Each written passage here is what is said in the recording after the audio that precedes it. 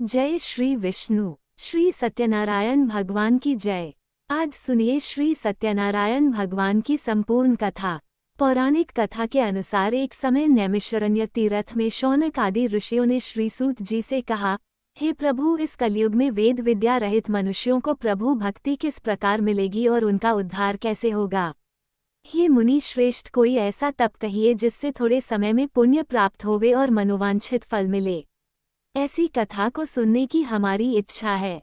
सर्वशास्त्र ज्ञाता श्री सूत जी बोले, हे वैष्णवों में पूज्य, आप सब ने प्राणियों के हित की बात पूछी है। अब मैं उस श्रेष्ठ व्रत को आप लोगों से कहूँगा जिस व्रत को नारद जी ने श्री लक्ष्मीनारायण भगवान से पूछा था और लक्ष्मीपति ने मुनि श्रेष्ठ नारद जी से कहा था। सो ध्यानपूर्वक सुनो। एक समय योगीराज नारद जी दूसरों के हित की इच्छा से अनेक लोकों में घूमते हुए मृत्यु लोक में आ पहुँचे। यहाँ अनेक योनियों में जन्मे हुए प्राय सभी मनुष्यों को अपने कर्मों के अनुसार अनेकों दुखों से पीड़ित देखकर सोचा कि किस यत्न के करने से निश्चय ही प्राणियों के दुखों का नाश हो सकेगा। ऐसा मन में सोचकर देवर्षि मुनि श्री विष्णु लोक को गए। वहाँ श्वेत वर्ण और 4 भुजाओं वाले देवों के इष्ट नारायण को देखकर, जिनके हाथों में शंख, चक्र, गदा और पद्म थे तथा वरमाला पहने हुए थे, स्तुति करने लगे। हे भगवान, आप अत्यंत शक्ति से संपन्न हैं। मन तथा वाणी भी आपको नहीं पा सकती। आपका आदि मध्य अंत भी नहीं है। आप निर्गुण स्वरूप सृष्टि के आदिभूत और भक्तों के सभी दुखों को नष्ट करने वाले हो। आपको मेरा नमस्कार है। नारद जी से इस प्रकार की स्तुति सुनकर भगवान श्री विष्णु बोले, हे मुनि श्रेष्ठ, आपके मन में क्या है? आपका किस काम के लिए आगमन हुआ है? निसंकोच कहिए। तब नारद मुनि बोले, प्रभु, मृत्यु लोक में सब मनुष्य जो अनेक योनियों में पैदा हुए हैं, अपने अपने कर्मों के द्वारा अनेक प्रकार के दुखों से दुखी हो रहे हैं। हे नाथ, यदि आप मुझ पर दया रखते हो तो बतलाए कि उन मनुष्यों के सब दुख थोड़े से ही प्रयत्न से कैसे दूर हो सकते हैं। तब श्री विष्णु भगवान जी बोले, हे नारद, मनुष्यों की भलाई के लिए तुमने बहुत अच्छी बात पूछी है। जिस काम के करने से मनुष्य मोह से छूट जाता है वह मैं कहता हूँ। सुनो, बहुत पुण्य देने वाला स्वर्ग तथा मृत्युलोक दोनों में दुर्लभ एक अत्यंत उत्तम व्रत है। आज मैं प्रेमवश होकर तुमसे कहता हूँ, श्री सत्यनारायण भगवान का ये व्रत अच्छी तरह विधि पूर्वक करके मनुष्य धरती पर आयु पर्यंत सुख भोगकर मरने पर मोक्ष को प्राप्त होता है। श्री भगवान के वचन सुनकर नारद मुनि बोले, हे भगवान, उस व्रत का फल क्या है? क्या विधान है और किसने यह व्रत किया है और किस दिन यह व्रत करना चाहिए? विस्तार पूर्वक कहिए। भगवान विष्णु बोले, हे नारद, दुख शोक आदि को दूर करने वाला, धन धान्य को बढ़ाने वाला, सौभाग्य तथा संतान को देने वाला यह व्रत सब स्थानों पर विजय करने वाला है। भक्ति और श्रद्धा के साथ किसी भी दिन मनुष्य श्री सत्यनारायण की प्रातः काल के समय ब्राह्मणों और बंधुओं के साथ धर्मपरायण होकर पूजा करें। भक्ति भाव से नैवेद्य केले का फल, शहद, घी, दूध और गेहूं का आटा सवाया लेवे। गेहूं के अभाव में साठी का चूर्ण भी ले सकते हैं और सब पदार्थों को भगवान को अर्पण कर देवे तथा बंधुओं सहित ब्राह्मणों को भोजन करावे। पश्चात स्वयं भोजन करें। रात्रि में नृत्य, गीत आदि का आयोजन कर सत्यनारायण भगवान का ध्यान करते हुए समय बिताएं।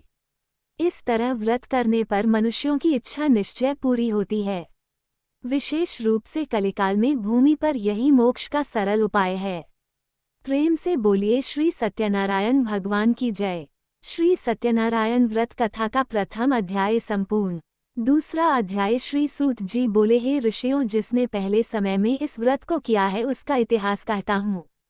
ध्यान पूर्वक सुनो। सुंदर काशीपुरी नगरी में एक अत्यंत निर्धन ब्राह्मण रहता था। वह भूख और प्यास से बेचैन हुआ नित्य पृथ्वी पर घूमता था। ब्राह्मणों से प्रेम करने वाले भगवान ने ब्राह्मण को दुखी देखकर बूढ़े ब्राह्मण का रूप धरकर उसके पास जाकर आदरपूर्वक पूछा, हे विप्र, तुम नित्य दुखी होकर पृथ्वी पर क्यों घूमते हो? हे ब्राह्मण, ये सब मुझसे कहो, मैं सुनना चाहता हूँ। तब वह ब्राह्मण बोला, मैं निर्धन ब्राह्मण हूँ, भिक्षा के लिए पृथ्वी पर फिरता हूँ। हे भगवान, यदि आप इससे छुटकारा पाने का कोई उपाय जानते हो तो कृपा कर मुझे बताएं। वृद्ध ब्राह्मण बोला, हे विप्र, सत्यनारायण भगवान मनोवांछित फल देने वाले हैं, इसलिए तुम उनका पूजन करो, जिसके करने से मनुष्य सब दुखों से मुक्त हो जाता है। तब ब्राह्मण को व्रत का सारा विधान बतलाकर बूढ़े ब्राह्मण का रूप धारण करने वाले श्री सत्यनारायण भगवान वहीं अंतर्ध्य हो गए। जिस व्रत को व्रत ब्राह्मण ने बतलाया है, मैं उसको अवश्य करूँगा। ये निश्चय करने पर उसे रात भर नींद नहीं आई। सवेरे उठकर सत्यनारायण भगवान के व्रत का निश्चय कर वह भिक्षा के लिए चला। उस दिन उसको भिक्षा में बहुत सारा धन मिला, जिससे बंधु बांधवों के साथ उसने सत्यनारायण भगवान का व्रत किया। इसके करने से वह ब्राह्मण सब दुखों से छूटकर अनेक प्रकार की संपत्तियों से युक्त हुआ। उस समय से वह ब्राह्मण हर मास व्रत करने लगा। इस तरह सत्यनारायण भगवान के व्रत को जो भी करेगा वह मनुष्य सब दुखों से छूट जाएगा। इस तरह नारद जी से सत्यनारायण भगवान का कहा हुआ यह व्रत मैंने तुमसे कहा है विप्रो, मैं अब और क्या कहूँ। तब ऋषिक बोले, हे मुनीश्वर, संसार में इस ब्राह्मण से सुनकर किस किस ने इस व्रत को किया, हम वह सब भी सुनना चाहते हैं। इसके लिए हमारे मन में अत्यंत जिज्ञासा हो रही है। सूत जी बोले, हे मुनियों, जिसने इस व्रत को किया है वह सब भी सुनो। एक समय वह ब्राह्मण धन और ऐश्वर्य के अनुसार बंधु बांधवों के साथ व्रत करने को तैयार हुआ। उसी समय एक लकड़ी बेचने वाला बूढ़ा आदमी आया और बाहर लकड़ियों को रखकर ब्राह्मण के मकान में गया। प्यास से दुखी लकड़हारा उनको व्रत करते देखकर ब्राह्मण को नमस्कार करके कहने लगा, यह आप क्या कर रहे हैं? इसके करने से क्या फल मिलता है? कृपा करके मुझको बताइए। ब्राह्मण ने कहा, सब मनोरथों को पूर्ण करने वाला ये सत्यनारायण भगवान व्रत है। इसकी ही कृपा से मेरे यहाँ धन धान्य आदि की वृद्धि हुई है। ब्राह्मण से इस व्रत के बारे में जानकर लकड़हारा अत्यंत प्रसन्न हुआ। चरणामृत लेकर प्रसाद ग्रहण करने के बाद वह अपने घर को गया। अगले दिन लकड़हारे ने अपने मन में इस प्रकार का संकल्प लिया कि आज गांव में लकड़ी बेचने से जो धन मिलेगा उसी से सत्यनारायण भगवान का उत्तम व्रत करूंगा। ऐसा मन में निश्चय कर वह बूढ़ा आदमी लकड़ियां अपने सिर पर रखकर जिस नगर में धनवान लोग रहा करते थे, ऐसे सुंदर नगर में गया। उस दिन वहां पर उसे उन लकड़ियों का दाम पहले से चौगुन मिला। तब वह लकड़हारा दाम लेकर अति प्रसन्न होकर पके केले, शक्कर, घी, दूध, दही और गेहूं का चूर्ण इत्यादि सत्यनारायण भगवान के व्रत की कुल सामग्रियों को लेकर अपने घर गया। फिर उसने अपने परिवारजनों को बुलाकर विधि के साथ भगवान का पूजन और व्रत किया। उस व्रत के पुण्य प्रभाव से वह बूढ़ा लखनहारा धन पुत्र आदि से युक्त हुआ और संसार के समस्त सुख भोगकर अंत में वैकुंठ लोक को चला गया। श्री सत्यनारायण भगवान की जय। श्री सत्यनारायण व्रत कथा का दूसरा अध्याय संपूर्ण। तीसरा अध्याय। श्री सूत जी बोले, हे श्रेष्ठ मुनियों, अब आगे की कथा कहता हूँ, सुनो। पहले समय में उल्कामुख नाम का एक बुद्धिमान राजा रहा करता था। वह सत्यवक्ता और जितेंद्रिय था। प्रतिदिन देव स्थानों पर जाता और गरीबों को धन देकर उनके कष्ट दूर करता था। उसकी पत्नी कमल के समान मुखवाली और सती साध्वी थी। पुत्र प्राप्ति के लिए भद्रशिला नदी के तट पर उन दोनों ने सत्यनारायण भगवान का व्रत किया।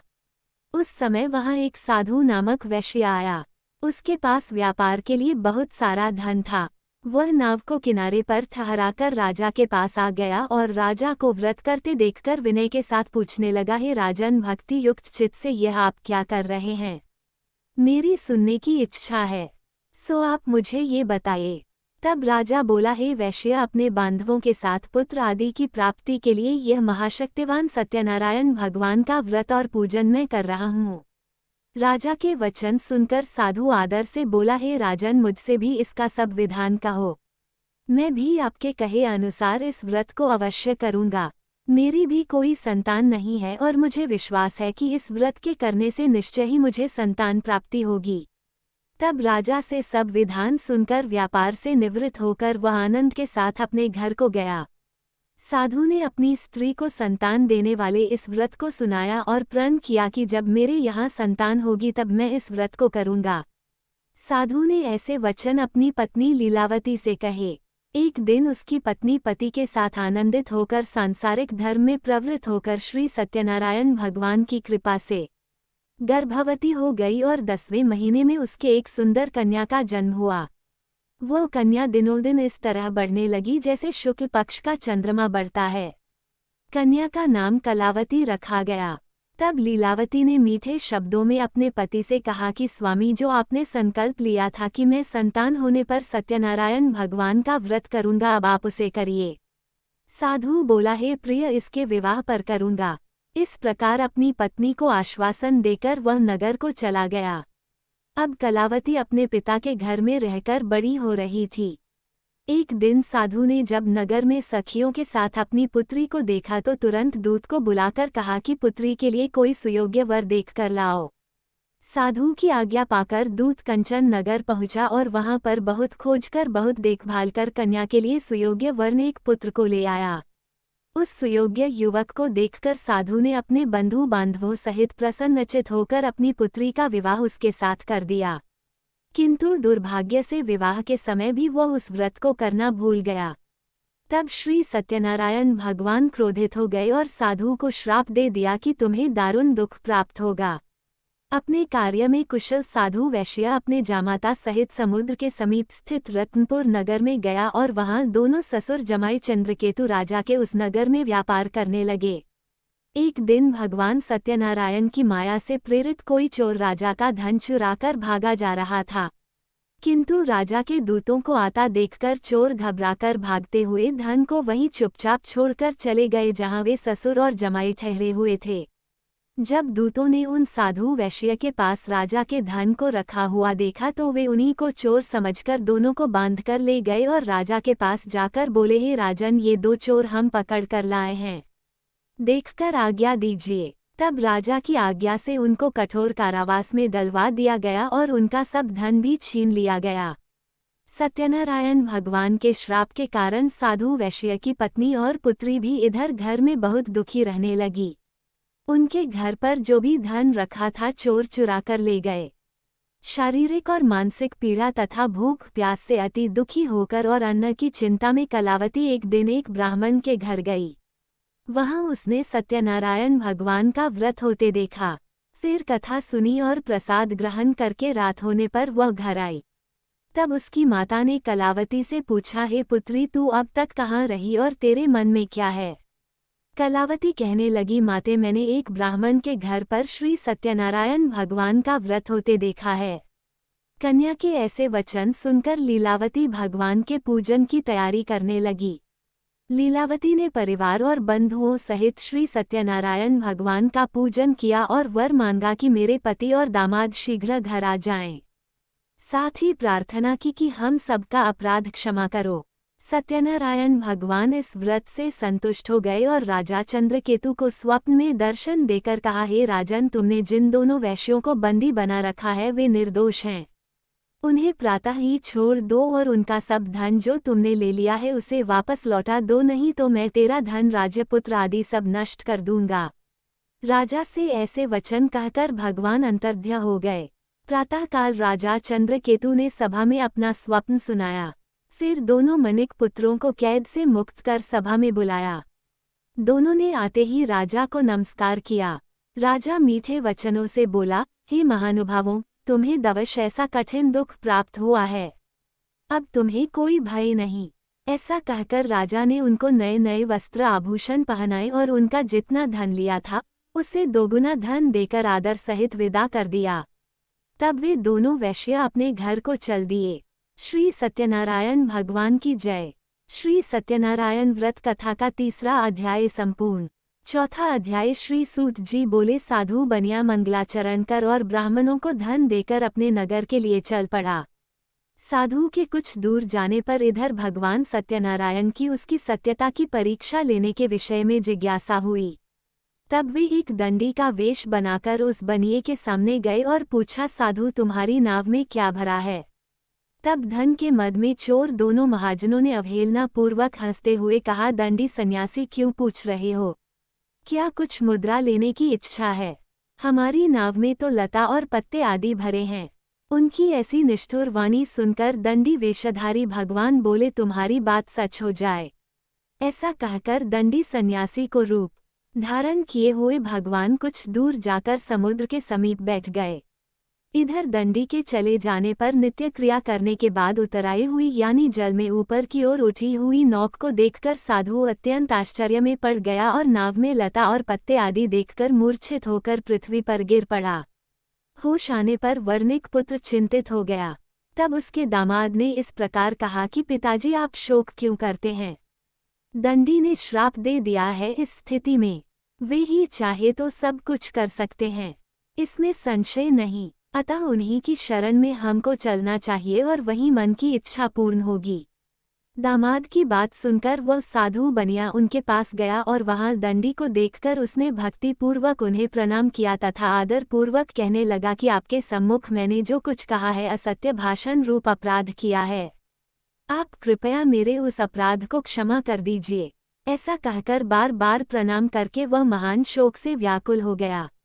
दंडी ने उस बनिए को रोते हुए देखकर कहा, हे मूर्ख, रो मत, मेरी बात सुनो। मेरी पूजा से उदासीन होने के कारण तथा मेरी आज्ञा से ही तुमने बार बार दुख प्राप्त किया है। भगवान की ऐसी वाणी सुनकर वह उनकी स्तुति करने लगा। साधु ने कहा, हे प्रभु, यह आश्चर्य की बात है कि आपकी माया से मोहित होने के कारण ब्रह्मादि देवता भी आपके गुणों और रूपों को यथावत रूप से नहीं जान पाते। फिर मैं मूर्ख आपकी माया से मोहित होने के कारण भला कैसे जान सकता हूँ? प्रभु आप मुझ पर कृपा कीजिए और मुझ पर प्रसन्न होइए। मैं अपनी धन संपत्ति के अनुसार आपकी पूजा करूँगा। मैं आपकी शरण में हूँ। मेरा जो नौक में स्थित पूरा धन था उसकी और मेरी रक्षा करें। उस बनिए की भक्ति युक्त वाणी सुनकर भगवान जनार्दन संतुष्ट हो गए। भगवान जनार्दन उसे अभीष्ट वर प्रदान कर वहीं अंतर्ध्य हो गए। इसके बाद वह साधु अपनी नौक में चढ़ा और उसे धन धान्य से भरी हुई देखकर भगवान सत्यदेव की कृपा से हमारा मनोरथ सफल हो गया, ऐसा कहकर स्वजनों के साथ उसने भगवान की विधिवत पूजा की। भगवान श्री सत्यनारायण की कृपा से वह आनंद से परिपूर्ण हो गया और नाव को प्रयत्नपूर्वक संभालकर उसने अपने देश के लिए प्रस्थान किया। साधु बनिए ने अपने दामाद से कहा, वह देखो मेरी रत्नपुरी नगरी दिखाई दे रही है। इसके बाद उसने अपने धन के रक्षक दूत को अपने आने का समाचार देने के लिए अपनी नगरी में भेजा। उसके बाद उस दूत ने नगर में जाकर साधु की पत्नी को हाथ जोड़कर प्रणाम किया और उसके लिए अभीष्ट बात की। सेठ जी अपने दामाद और बंधु वर्ग के साथ बहुत सारे धन धान्य से संपन्न होकर नगर के निकट पधार गए हैं। दूत के मुख से यह बात सुनकर वह अत्यंत आनंदित हुई और उस साध्वी ने श्री सत्यनारायण की पूजा करके अपनी पुत्री से कहा, पुत्री, मैं साधु के दर्शन करने के लिए जा रही हूँ, तुम भी जल्दी आना। माता का ऐसा वचन सुनकर व्रत को समाप्त करके प्रसाद का परित्याग करके कलावती भी अपने पति का दर्शन करने के लिए चल पड़ी। इससे भगवान सत्यनारायण रुष्ट हो गए और उन्होंने उसके पति को तथा नौक को धन के साथ हरण करके जल में डुबो दिया। इसके बाद कलावती कन्या अपने पति को न देखकर महान शोक से रुदन करते हुए पृथ्वी पर गिर पड़ी। नाव का अदर्शन और कन्या को अत्यंत दुखी देखकर भयभीत मन से साधु बनिए ने सोचा, ये क्या आश्चर्य हो गया। नाव का संचालन करने वाले भी सभी चिंतित हो गए। इसके बाद वह लीलावती भी कन्या को देखकर दुख से व्याकुल हो गई और अत्यंत दुख से विलाप करती हुई अपने पति से इस प्रकार बोली, स्वामी, अभी अभी नौक के साथ वह अदृश्य कैसे हो गया? न जाने किस देवता की उपेक्षा से वह नौक हरण कर ली गई, या फिर श्री सत्यनारायण का महात्म्य भला कौन जान सकता है। ऐसा कहकर वह अपने परिवारजनों के साथ विलाप करने लगी और कलावती कन्या को गोद में लेकर रोने लगी। कलावती भी अपने पति के नष्ट हो जाने पर दुखी हो गई और पति की पादुका लेकर उनका अनुगमन करने के लिए उसने मन में निश्चय किया। कन्या के इस प्रकार के आचरण को देखकर पत्नी सहित वह धर्म के साधु बनिया अत्यंत शोक व्याकुल हो गया और सोचने लगा, या तो भगवान सत्यनारायण ने यह अपहरण किया है या फिर हम सभी भगवान सत्यदेव की माया से मोहित हो गए हैं। अपने धन की शक्ति के अनुसार मैं भगवान श्री सत्यनारायण की पूजा करूंगा।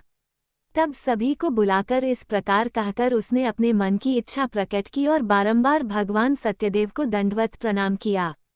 इससे दीनों के परिपालक भगवान सत्यदेव प्रसन्न हो गए। भक्तवत्सल भगवान ने कृपा पूर्वक आकाशवाणी की कि तुम्हारी कन्या प्रसाद छोड़कर अपने पति को देखने चली आई है। निश्चय ही इस कारण उसका पति अदृश्य हो गया है। यदि घर जाकर यह प्रसाद ग्रहण करके वापस आए तो हे साधु बनिया तुम्हारी पुत्री पति को प्राप्त करेगी, इसमें संशय नहीं। कलावती ने भी ये दिव्य आकाशवाणी सुनी तो वह शीघ्र ही अपने घर गई और उसने प्रसाद ग्रहण किया। वापस आकर उसने अपने परिवारजनों और अपने पति को भी देखा।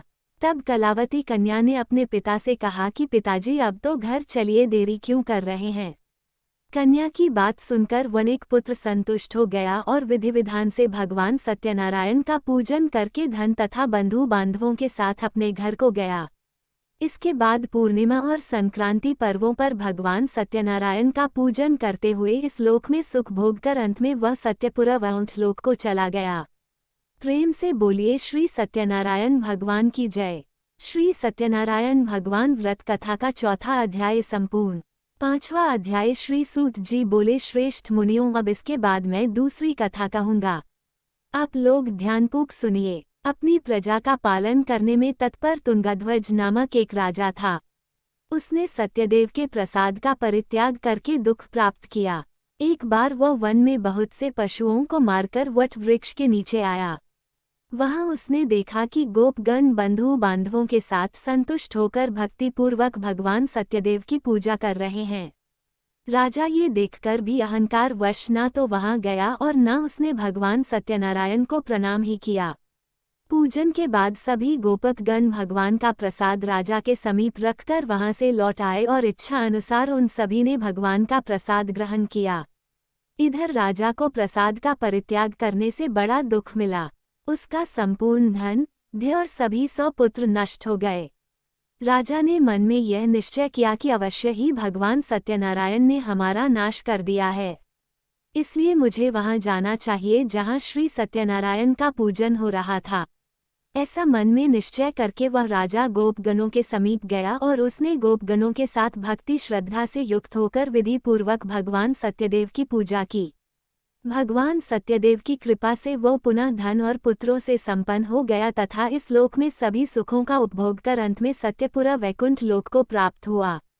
श्री सूत जी कहते हैं, जो व्यक्ति इस परम दुर्लभ श्री सत्यनारायण के व्रत को करता है और पुण्यमय तथा फल प्रदायिनी भगवान की कथा को भक्ति युक्त होकर सुनता है, उसे भगवान सत्यनारायण की कृपा से धन धान्य आदि की प्राप्ति होती है। दरिद्र धनवान हो जाता है, बंधन में पड़ा हुआ बंधन से मुक्त हो जाता है, डरा हुआ व्यक्ति भयमुक्त हो जाता है। ये सत्य बात है, इसमें संशय नहीं। इस लोक में वह सभी इच्छित फलों को भोग कर अंत में सत्यपुरा वैकुंठ लोक को जाता है। हे ब्राह्मणों, इस प्रकार मैंने आप लोगों से भगवान सत्यनारायण के व्रत को कहा, जिसे करके मनुष्य सभी दुखों से मुक्त हो जाता है। कलयुग में तो भगवान सत्यदेव की पूजा विशेष फल प्रदान करने वाली है। भगवान विष्णु को ही कुछ लोग काल, कुछ लोग सत्य, कोई ईश्वर, कोई सत्यदेव तथा दूसरे लोग सत्यनारायण नाम से कहेंगे। अनेक रूप धारण करके भगवान सत्यनारायण सभी का मनोरथ सिद्ध करते हैं। कलयुग में सनातन भगवान विष्णु ही सत्यव्रत रूप धारण करके सभी का मनोरथ पूर्ण करने वाले होंगे। हे श्रेष्ठ मुनियों, जो व्यक्ति नित्य भगवान सत्यनारायण की इस व्रत कथा को पढ़ता है, सुनता है, भगवान सत्यनारायण की कृपा से उसके सभी पाप नष्ट हो जाते हैं। हे मुनीश्वरों, पूर्व काल में जिन लोगों ने भगवान सत्यनारायण का व्रत किया था, उसके अगले जन्म का वृतांत कहता हूँ, आप लोग सुनिए। महान प्रजा संपन्न शतानंद नाम के ब्राह्मण सत्यनारायण व्रत करने के प्रभाव से दूसरे जन्म में सुदामा नामक ब्राह्मण हुए और उस जन्म में भगवान श्री कृष्ण का ध्यान करके उन्होंने मोक्ष प्राप्त किया। लकड़हारा भील गुहों का राजा हुआ और अगले जन्म में उसने भगवान श्री राम की सेवा करके मोक्ष प्राप्त किया। महाराज उल्कामुख दूसरे जन्म में राजा दशरथ हुए, जिन्होंने श्री रंगनाथ जी की पूजा करके अंत में वैकुंठ प्राप्त किया। इस प्रकार धार्मिक और सत्यव्रती साधु पिछले जन्म के सत्यव्रत के प्रभाव से अपने दूसरे जन्म में मोरध्वज नामक राजा हुआ। उसने आर्य से चीरकर अपने पुत्र की आदि देह भगवान विष्णु को अर्पित कर मोक्ष प्राप्त किया। महाराज तुंगध्वज जन्मांतर में स्वयंभू मनु हुए और भगवत संबंधी संपूर्ण कार्यों का अनुष्ठान करके वैकुंठ लोक को प्राप्त हुए। जो गोपकंठ थे वे सब जन्मांतर में ब्रज मंडल में निवास करने वाले गोप हुए और सभी राक्षसों का संहार करके उन्होंने भी भगवान का शाश्वत धाम गोलोक प्राप्त किया। प्रेम से बोलिए श्री सत्यनारायण भगवान की जय। श्री लक्ष्मीनारायण भगवान की जय। श्री सत्यनारायण भगवान कथा का पंचम अध्याय संपूर्ण और इसी के साथ कथा समाप्त हुई। सभी प्रेम से बोलिए श्री लक्ष्मी नारायण भगवान की जय। यदि आपको यह वीडियो पसंद आया हो तो इसे लाइक करें, अपने प्रियजनों के साथ शेयर करें और चैनल को सब्सक्राइब करना न भूलें।